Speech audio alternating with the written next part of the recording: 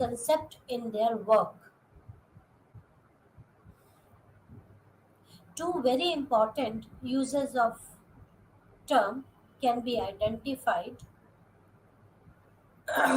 First, it is used to characterize the general feature of modern social life.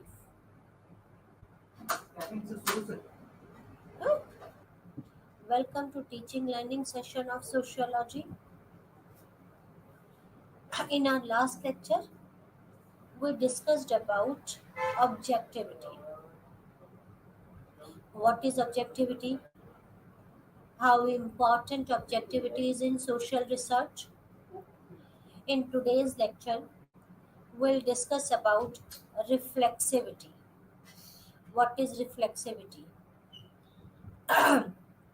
reflexivity Reflexivity is the process by which the researcher reflects upon the data collection and interpretation process.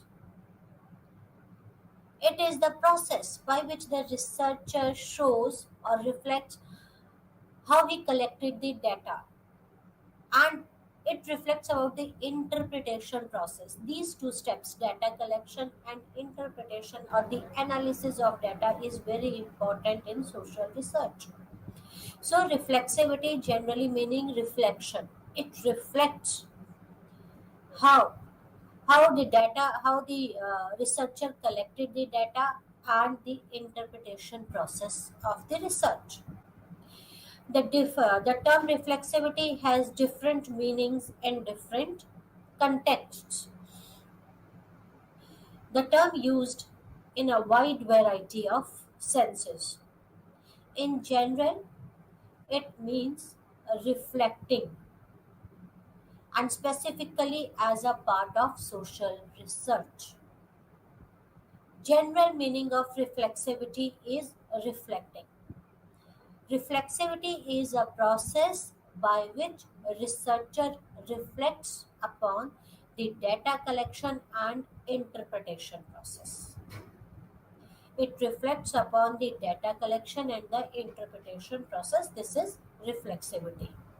It reflects how data has been collected and how it has been interpreted. Talcott Parson, Anthony Giddens, Garfinkel have used this concept in their work. The two very important uses of the term can be identified. What is the usage of reflectivity? The two important uses are: first, it is used to characterize the general feature of modern social life. It characterizes the general feature of modern social life. Second is, it is used more specifically to refer to certain characteristics of social scientists attempt to explain social life. So, what is the characteristics? What is important uses of reflexivity? There are two important uses of reflexivity. First, it is used to characterize general features of modern social life. It it explains the features of modern social life, and second, it is used more specifically to refer certain characteristics of social scientists. First, it characterizes the social life, and second, it characterizes the social scientist attempts to explain the social life. It explains social life, characteristics of general social life, modern social life, and second, it characterizes the social scientist. The term reflexivity was coined by Alvin Goldner. Alvin Goldner is known as the father of reflexivity, who desired sociological examination of sociology. Right? Who is the father of reflexivity? Alvin Goldner is the father of reflexivity. A very substantial and exhaustive argument for so called reflexive sociology is found in Goldner's work, The Coming Crisis of Western Sociology, and proposed Reflexive sociology.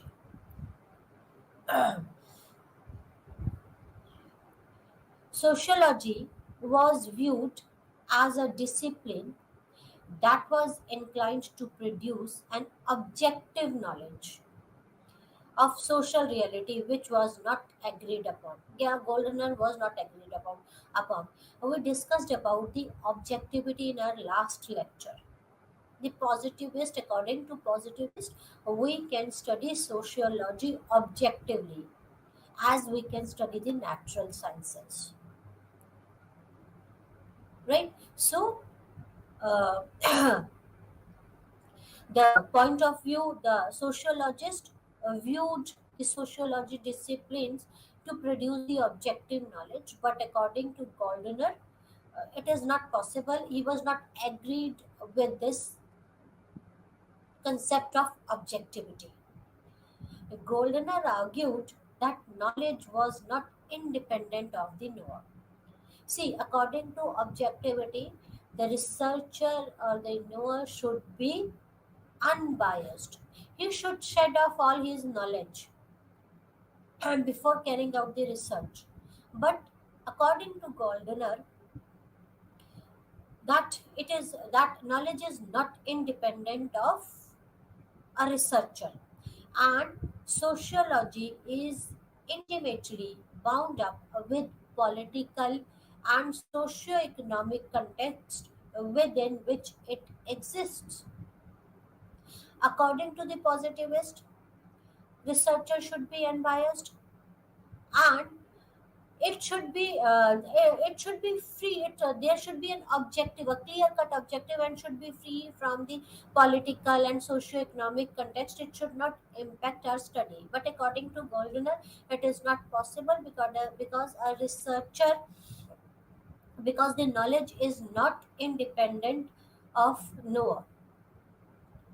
Researcher knowledge impacts the research, and this sociology is bound up with social, political, and economic conditions in which it exists. The political conditions of the society impacts the sociology.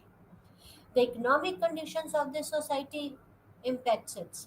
The social conditions impacts it. So it cannot be that objective.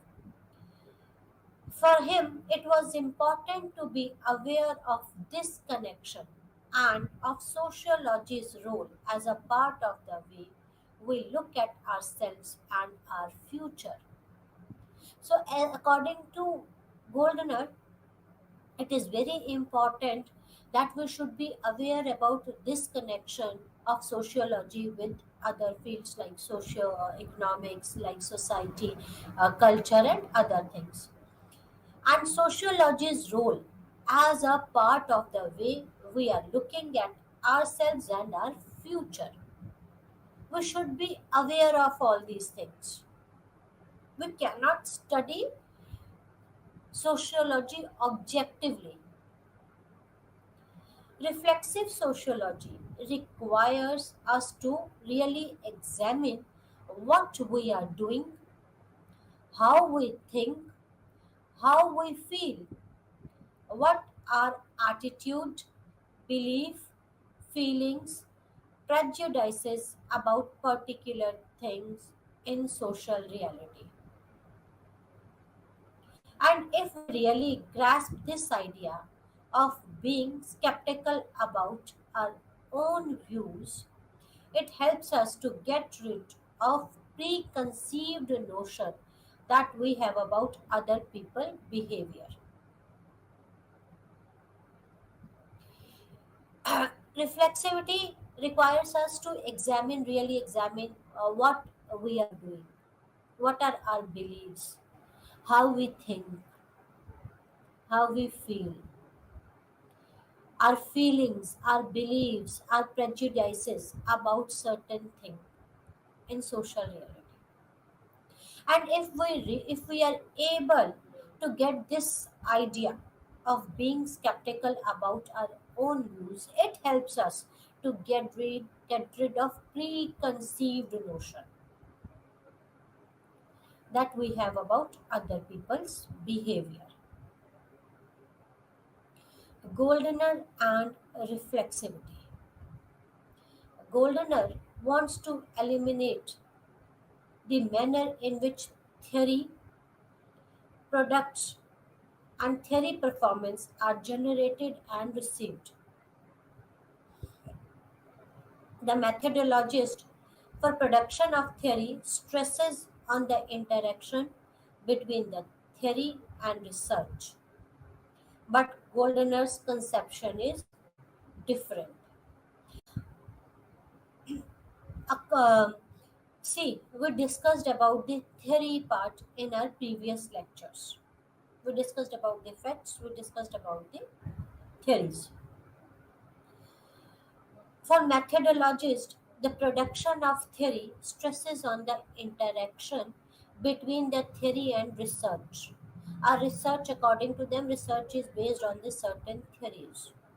But Goldener conception is different from them. Goldener argues that it is impossible to understand how social theory is actually made and how it makes its way in the world. He is of the opinion that presence of researchers alters the reality. According to him, the researcher the presence of the researcher alters the reality because knowledge is not independent of the knower. According to Goldner, it is impossible to understand how social theory is actually made, how it has been made, how it makes its way in the world. And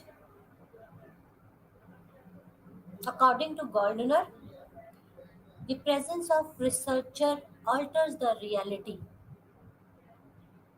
Why it alters the reality?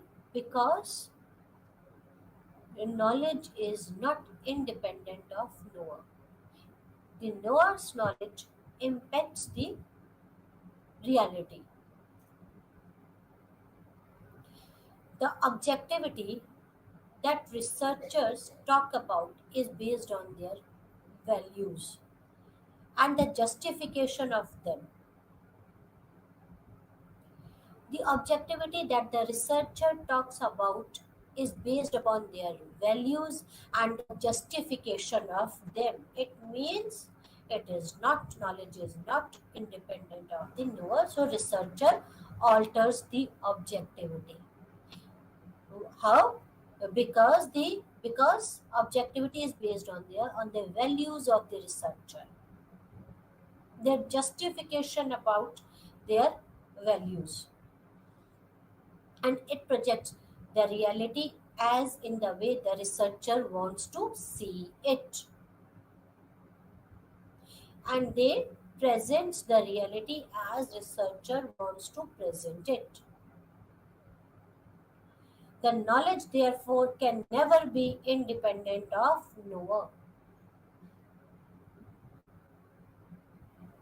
According to Goldner, objectivity that the researcher talks about is based upon the values and the justification of them. How the researcher justifies their values, objectivity is based on them. So knowledge is knowledge can never be independent of the knower. Social theorists take certain fact as given because the facts have resulted from their experience rather than the research.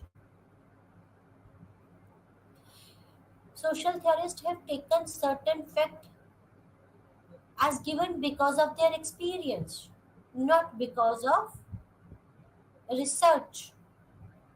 The reliability of fact is not problematic for them.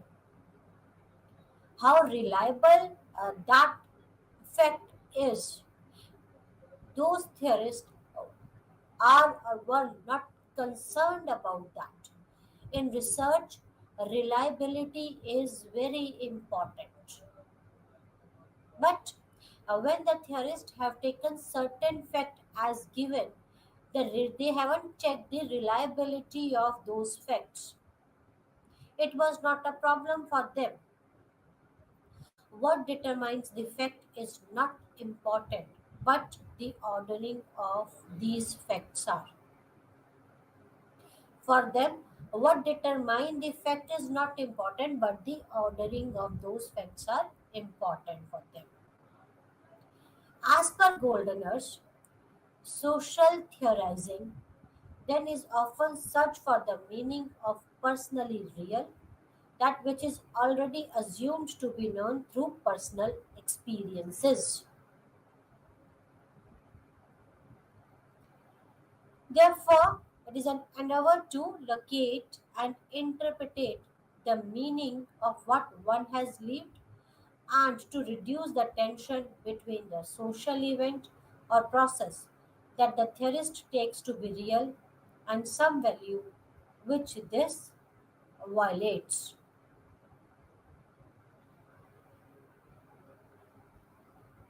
For social theorists, there are two kinds of social world, permitted and unpermitted.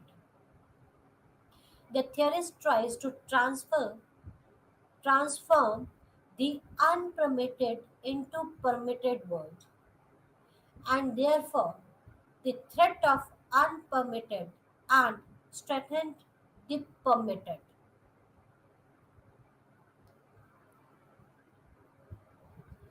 Theorist does this in two ways. They try to convert unpermitted into permitted by two ways. By communicating the importance or potency of the normal world, or by denying or ignoring the potency or the values what he considered to be unpermitted world. Right?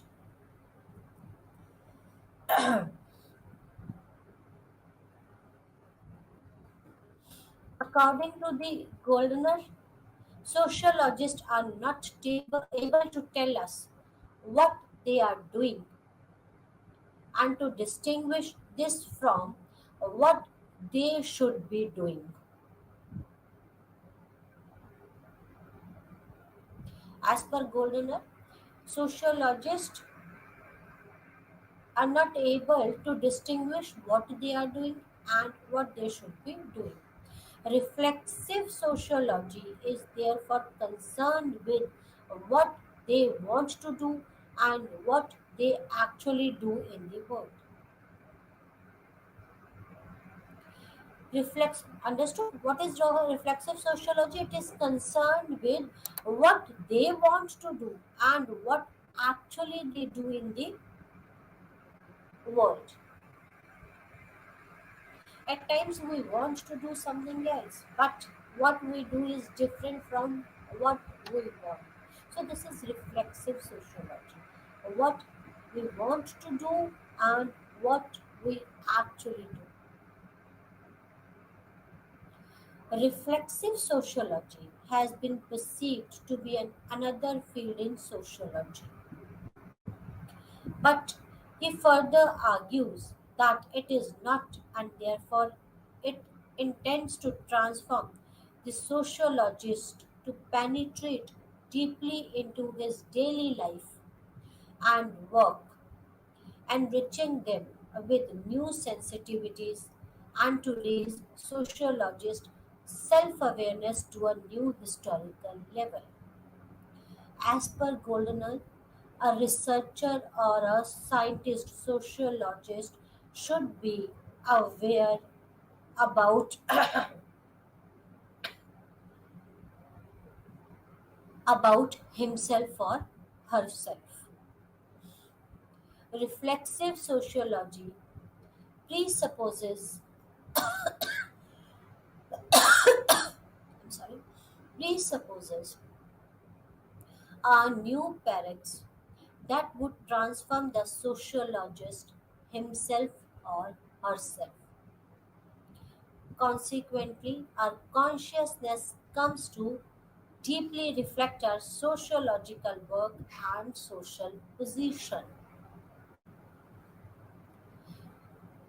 Reflexive sociology presupposes a new paradigm that would transform the sociologist himself or herself. According to Goldner, it is very important that sociologist must be aware about himself or herself.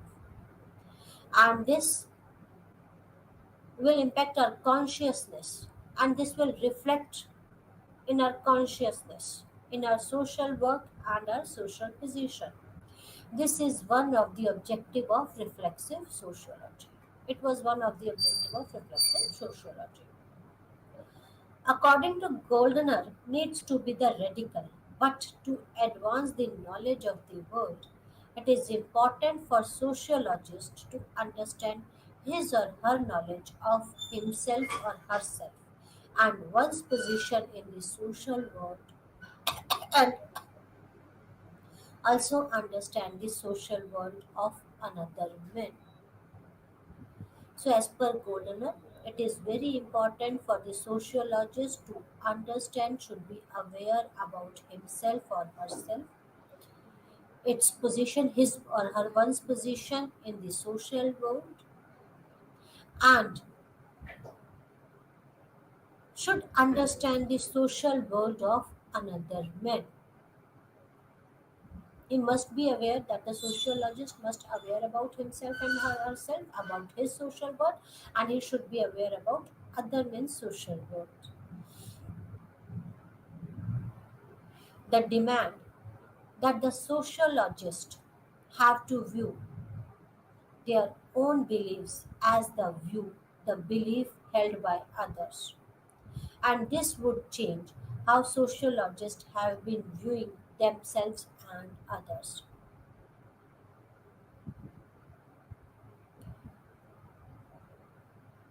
According to reflexive sociology, the sociologists have to view their own beliefs as they view the beliefs held by others.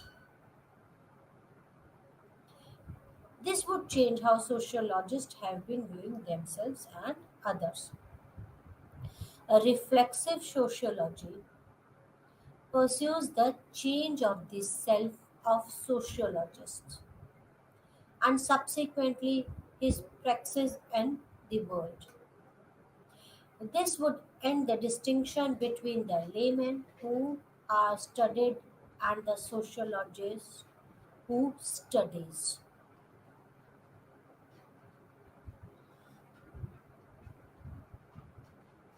But in the absence of reflexive sociology, this distinction would always remain. There should be no distinction between the subject under study and a person who is studying it. But in absence of reflexive sociology, this distinction would always remain. Goldner asserts that the separation between the knower and the known must be overcome because it is impossible to know others without knowing yourself.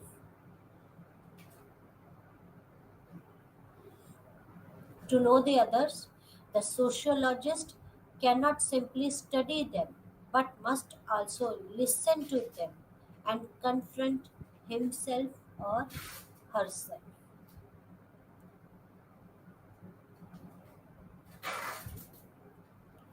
So, according to the Golden and the reflexive sociology, the separation between the knower and known must be overcome. Reflexive sociology changes the meaning of knowledge. It doesn't remain merely a piece of information, but it becomes awareness. Right? Reflexive sociology or the Goldener stresses upon the knowing of the researcher about himself or herself. So, the meaning of the knowledge in reflexive sociology changes. The meaning of knowledge in reflexive sociology means awareness, not a mere piece of information.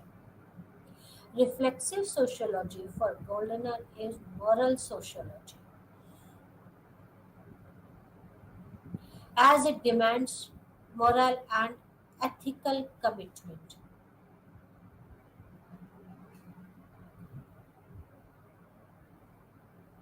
Unlike the positivistic sociology, which demands sociologists to be neutral and apolitical, reflexive sociology for Gardner is moral and ethical commitment.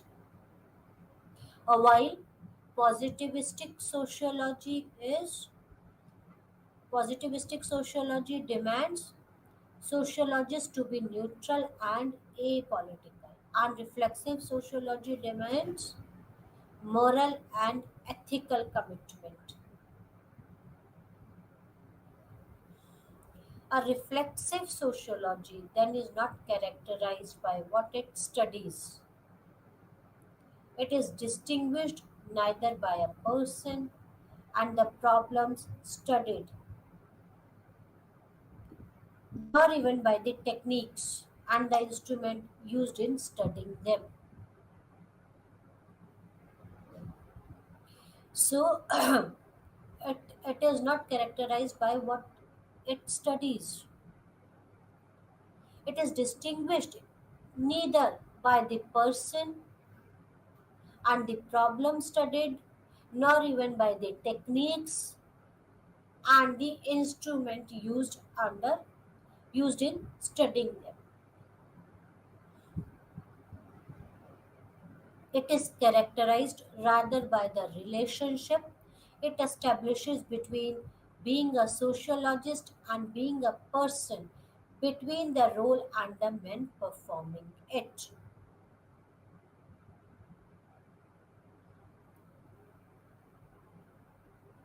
How reflexive sociology is characterized? It is characterized by relationship it establishes between being a sociologist and being a person, between the role and the men performing it.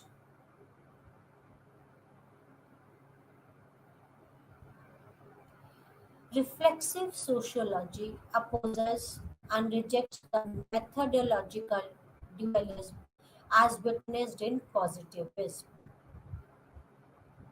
We discussed about the methodologies of positivism. Reflexive sociology opposes it.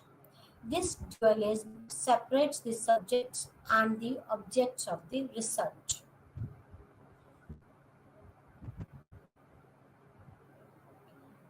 separates the facts from the values. Dualism separates the subjects from objects, separates the facts from values, reduces the knowledge of the social world to mere information, and sees social world as mirrored in sociologists' work rather than as constituted by sociologist cognitive commitment and all his other interests.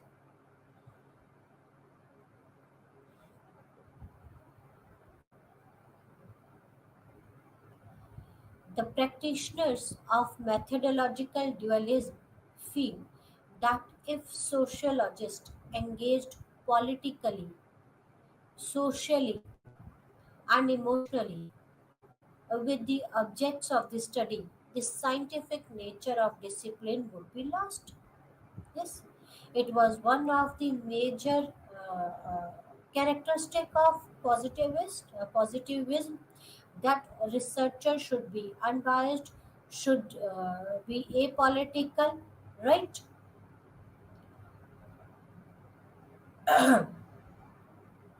This could this cold objectivity, as Goldner argued, is essentially an expression of alienation of sociologist from his or her own self. As per Goldener, this objectivity alienates the researcher from his or her own self. As per reflexive sociology or the Goldener, it is very important for the researcher to know about himself or herself, then only he could understand the other's point of view. So, according to Goldener, this objectivity of positivism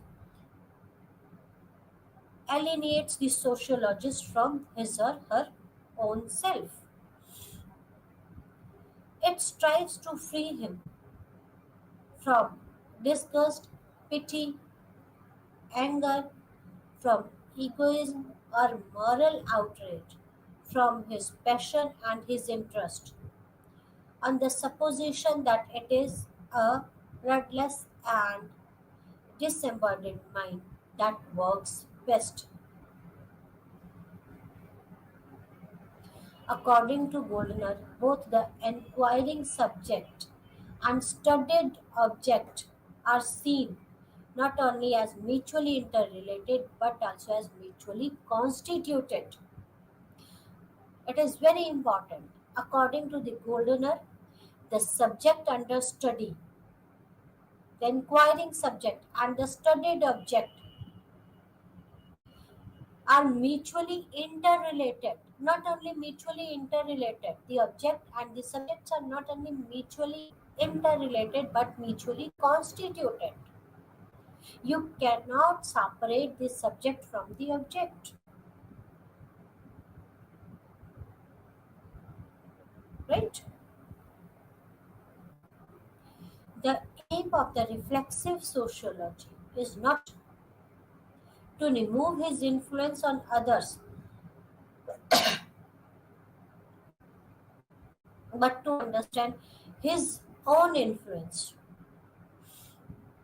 What is the aim of reflexive sociology? Not to remove his influence on the others, but to understand his own influences, which require that he must become aware of himself as both knower and as an agent of change.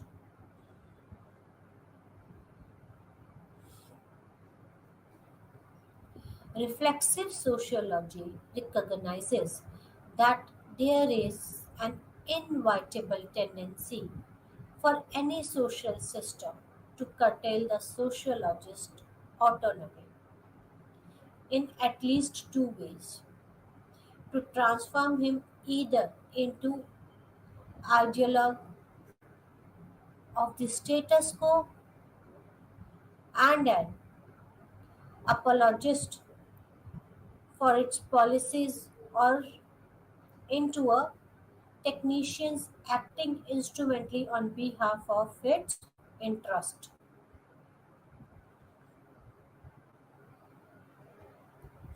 Garfinkel, as I told you in my earlier slides, Talcott Parsons, Giddens, and Garfinkel worked on reflexivity. Garfinkel, reflexivity through ethnomethodology. One of the most important things in studying sociology is how do you look at things. In the book studies, in the book studies of ethnomethodology, Garfinkel's aim was to understand the methodologies used by social scientists.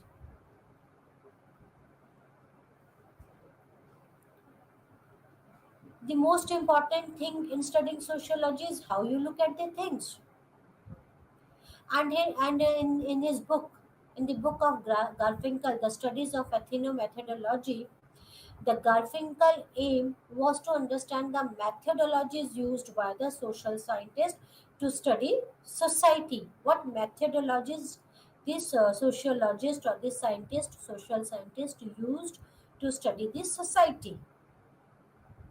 Sociologists have been interested in order and its explanation.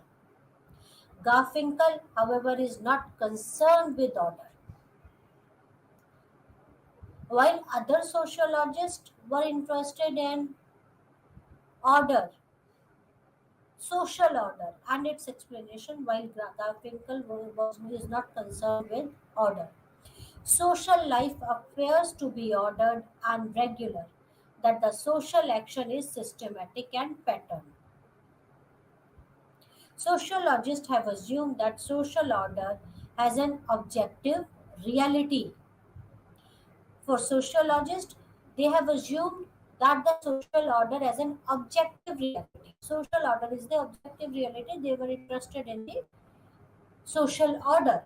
But for Garfinkel, it was not important. He was not interested in social order. According to ethnomethodology,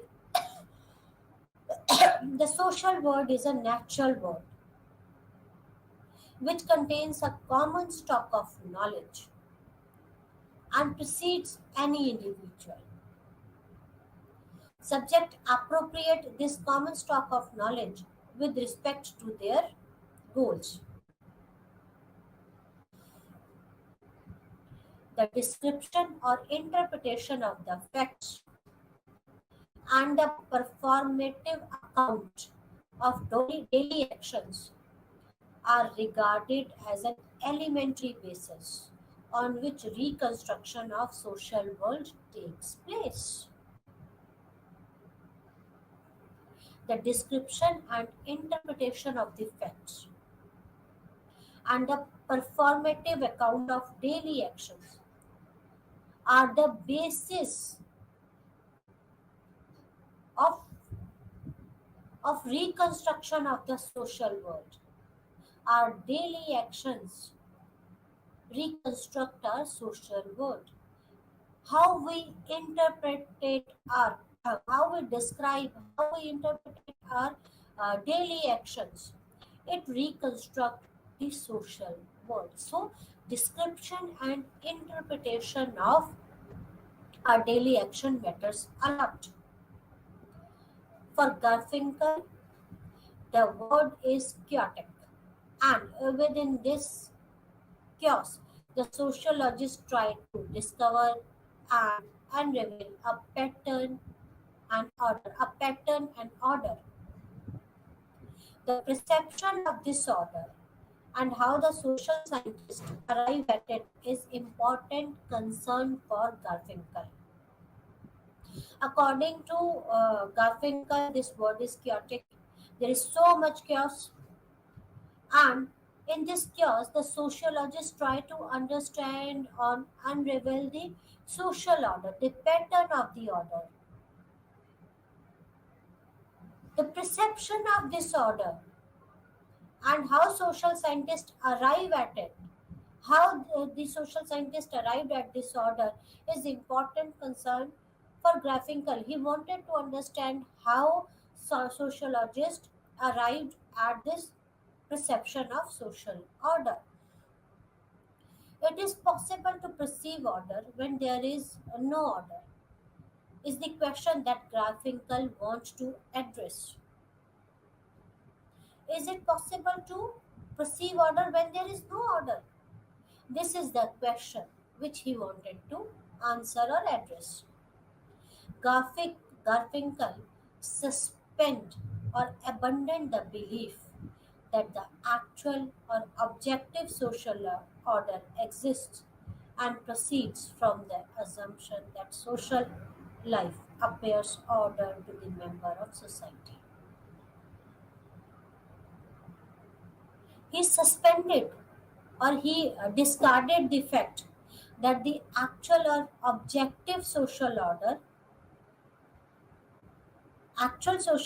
exists and proceeds from the assumption that social life appears orderly to the member of society. He discarded this fact. This order this order is not because of the fundamental nature of social world. This order is an appearance constructed by the members of the society. This order is not because of the fundamental structure of the world, social world. This is because it appearance constructed by the members of the society. It has been constructed by the members of the society. It is not natural. He argues that sociology has characteristically depicted men as a cultural dog who simply acts on the basis of norms, values, and the culture of his society without thinking and produces a stable feature of society. According to that, the order which appears is not the as per graphical, the order which appears is not normal, but it is made by the members of the society. And as per graphical, human being is a social animal, is a cultural dog. The norms of the society, the values of the society impacts impacts the members of the society, and they simply act on the basis of the norms and the values and the culture of the society, because they act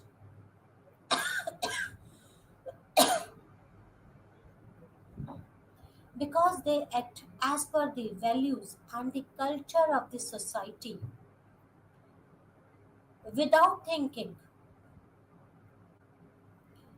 and produces a stable feature of the society. They don't think, they don't try to understand why they are doing what they are doing. They just follow the values, the norms, the rules of the society, and that produces a stable feature of the society. It is not natural, it is man made, because the values, norms, culture is a man made thing.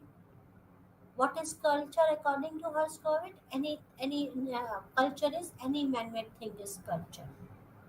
It is a man-made thing. So, as per Garfinkel, human being is a cultural dog who simply acts on the basis of the norms, values, and the culture without thinking, and this produces a stable feature of the society, and we feel like there is a social order. Garfinkel was of the opinion that our understanding of anything is interpretative, and the manner in which a social scientist works is the manner in which a man in the street also works. As per Garfinkel, our interpretation, the understanding of anything depends on our interpretation, how we interpret it, how we analyze it, how we describe anything. Our interpretation, our understanding, our description about anything, and the manner in which a social scientist works is a manner in which a man in the street also works. There is no difference in the social scientist and the man in the street, as per Garfinkel.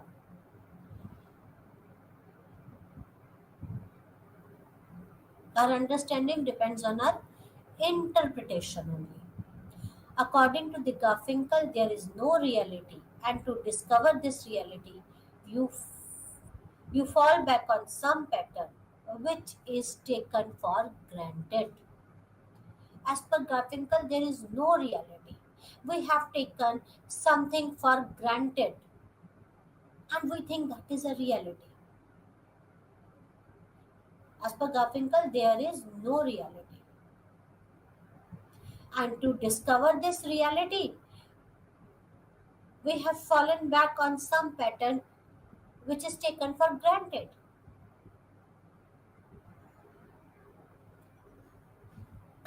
They cannot be There cannot be any discovery of reality which is not taken for granted.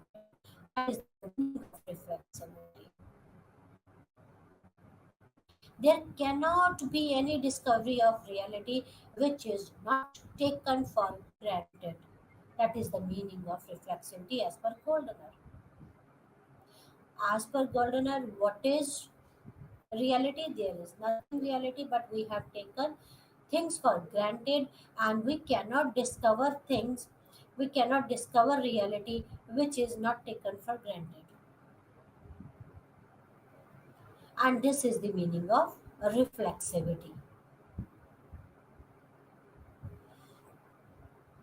In Garfinkel's world, the documentary method consists of treating an actual appearance as the documents of, as pointing to, as standing on behalf of a presupposed underlying pattern. Not only is the underlying pattern derived from the individual documentary evidences, but the individual documentary evidences in their turn are interpreted on the basis of what is known about the underlying pattern. That's the point. Garfinkel, as per Garfinkel, the documentary method consists of treating an actual appearance as the document of, as pointing to, as standing on behalf of a presupposed underlying pattern.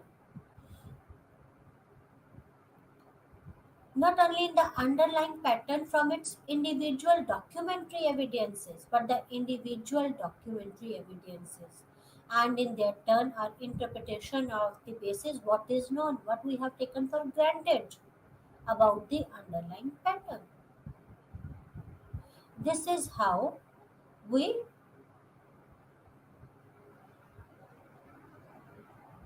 interpreted the things. This is how, this is what the reality is as per Garfinkel. Each is used to elaborate the others. Thus, the documentary method can be seen as reflexive. Garfinkel argues that social life is essentially reflexive.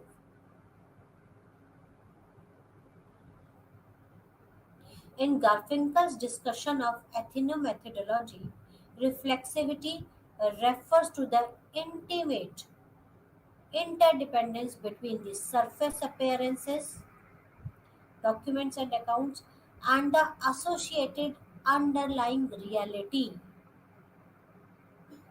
a distinction which is characteristic of documentary method of interpretation.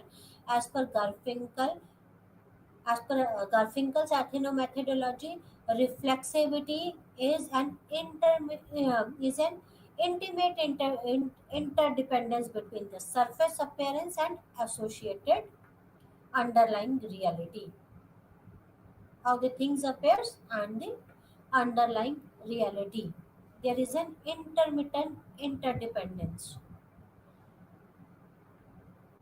The sense of a former is elaborate by drawing on the knowledge of later, while at the same time the sense of later is elaborated by knowing what about the, by knowing what is known about the former. That is about the documents and the reality interpretation, surface appearance and the reality. The sense of the surface appearance is elaborated by drawing on the knowledge of the reality, and the sense of the reality is elaborated what is known about the former. Reflexivity is often said to be endangered by all social science with relativizing tendencies. Any claim about the influence of social circumstances on a particular situation can be understood as also referring to claim itself. This aspect of reflexivity comes into particular focus in the work of sociology of scientific knowledge. Influence of social circumstances. As our circumstances changes, it influences us. It influences the social order. The influence of social circumstances on a particular situation can be understood as also referring to claim itself. This aspect of reflexivity comes into particular focus in work in sociology of scientific knowledge. So, so the social circumstances impacts the social order. It impacts the reflexivity.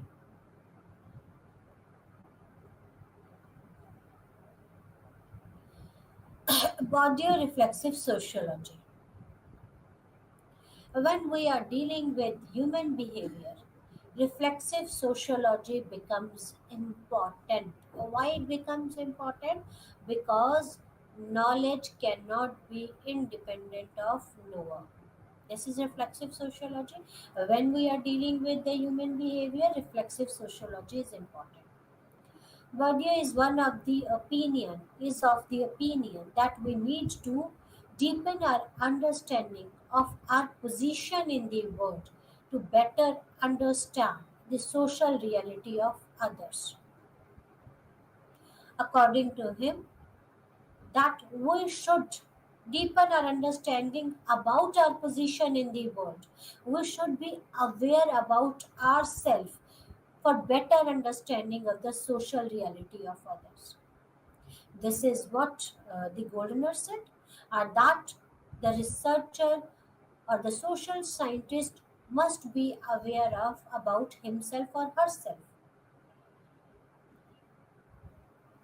So, according to Bourdieu, it is very important to deepen our understanding of our position in order to understand the social reality of others.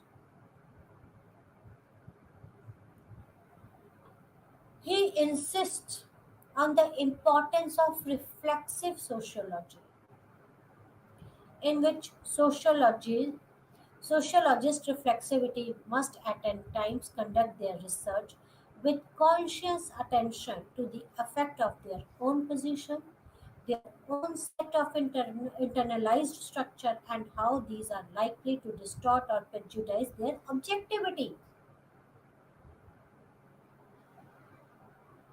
He insists on the importance of a reflexive sociology,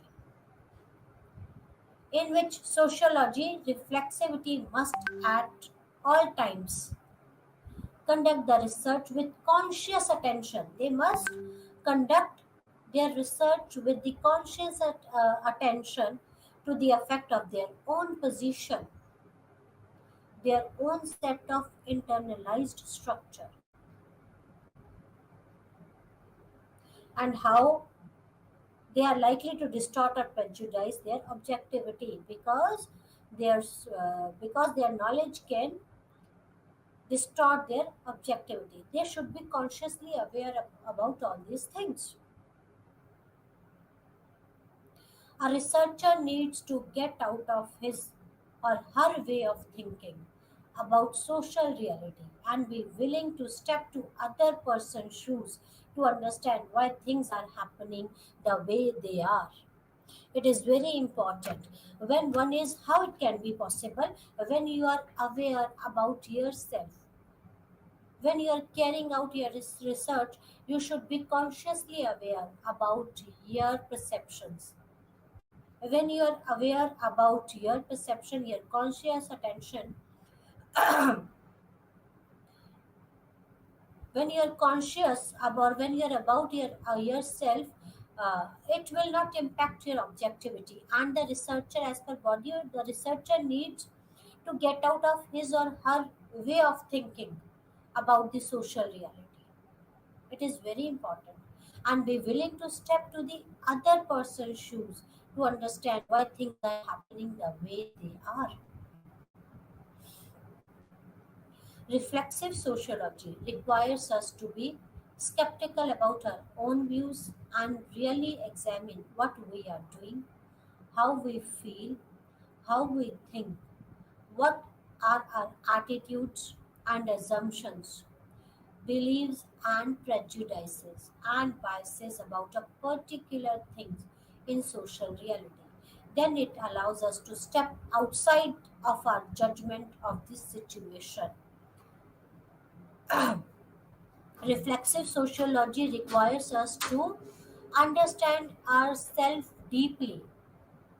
If we know about our prejudices, our beliefs, our values, our thinking, right, our attitude, then it allows us to step outside our judgment of the situation. Then only we can step outside of our judgment. According to Bourdieu, social scientists themselves are also objects under study and participating in the reality of society. That is the object of their study. As per social scientists are the object of the studies. They are under study and participating in the reality of society. That is object of their study. They are object under study and they are studying other objects. The social researcher occupies a place in the world, which is the object of study, and must therefore adopt a critical awareness of his or her own social location in relation to both the research object and the process. According to the precept of reflexive sociology, social research must account for the interplay of objective and subjective social factors. There is an interrelationship between the objective and subjective factor. You cannot distinguish them. Reflexive sociology focuses on overcoming the contradiction of objectivism and subjectivism. This is achieved largely through Bourdieu dialogic theoretical constructs of field, capital, and habitus. That's all for today. Thank you very much. Namaskar.